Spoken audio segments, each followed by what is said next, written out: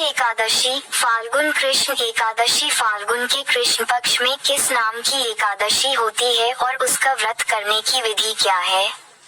कृपा करके बताइए। भगवान श्री कृष्ण बोले, युधिष्ठिर, एक बार नारद जी ने ब्रह्मा जी से फाल्गुन के कृष्ण पक्ष की विजया एकादशी के व्रत से होने वाले पुण्य के बारे में पूछा था तथा ब्रह्मा जी ने इस व्रत के बारे में उन्हें जो कथा और विधि बताई थी उसे सुनो। ब्रह्मा जी ने कहा, नारद, यह व्रत बहुत ही प्राचीन, पवित्र और पाप नाशक है। यह एकादशी राजाओं को विजय प्रदान करती है, इसमें तनिक भी संदेह नहीं है।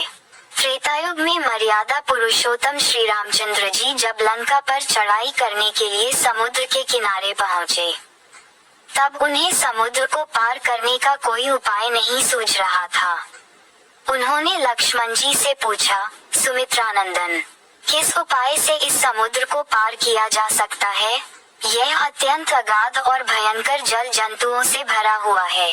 मुझे ऐसा कोई उपाय नहीं दिखाई देता जिससे इसको सुगमता से पार किया जा सके।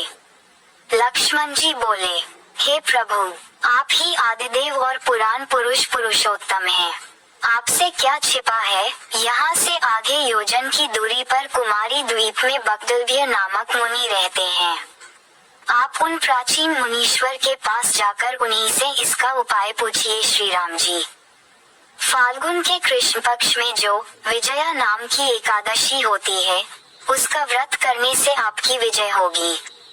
निश्चय ही आप अपनी वानर सेना के साथ समुद्र को पार कर लेंगे। राजन, अब इस व्रत की फलदायक विधि सुनिए। दशमी के दिन सोने, चांदी, तांबे अथवा मिट्टी का एक कलश स्थापित कर उस कलश को जल से भरकर उसमें पल्लव डाल दें। उसके ऊपर भगवान नारायण के सुवर्णमय विग्रह की स्थापना करें। फिर एकादशी के दिन प्रातः काल स्नान करें। कलश को पुनः स्थापित करें। माला, चंदन, सुपारी तथा नारियल आदि के द्वारा विशेष रूप से उसका पूजन करें। कलश के ऊपर सप्तान्य और जौ रखे गंध, धूप, दीप और भांति भांति के नैवेद्य से पूजन करें। कलश के सामने बैठकर उत्तम कथा वार्ता आदि के द्वारा सारा दिन व्यतीत करें और रात में भी वहां जागरण करें। अखंड व्रत की सिद्धि के लिए घी का दीपक जलाएं। फिर द्वादशी के दिन सूर्योदय होने पर उस कलश को किसी जलाशय के समीप, नदी, झरने या पोखर के तट पर स्थापित करें और उसकी विधिवत पूजा करके देव प्रतिमा सहित उस कलश को वेदव्यता ब्राह्मण के लिए दान कर दें।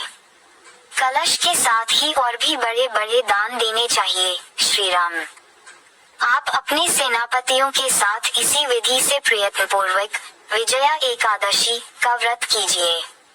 इससे आपकी विजय होगी। ब्रह्मा जी कहते हैं, नारद, ये सुनकर श्री रामचंद्र जी ने मुनि के कथनानुसार उस समय विजया एकादशी का व्रत किया। उस व्रत के करने से श्री रामचंद्र जी विजयी हुए। उन्होंने संग्राम में रावण को मारा, लंका पर विजय पाई और सीता को प्राप्त किया। बेटा, जो मनुष्य इस विधि से व्रत करते हैं उन्हें इस लोक में विजय प्राप्त होती है और उनका परलोक भी अक्षय बना रहता है। भगवान श्री कृष्ण कहते हैं, युधिष्ठिर, इस कारण विजया का व्रत करना चाहिए। इस प्रसंग को पढ़ने और सुनने से वाजपेयी यज्ञ का फल मिलता है। कृपया हमारे चैनल को लाइक करें और सब्सक्राइब करें ताकि नियमित रूप से हमारी सभी वीडियोस आप तक पहुंचती रहें। Please like, share and subscribe.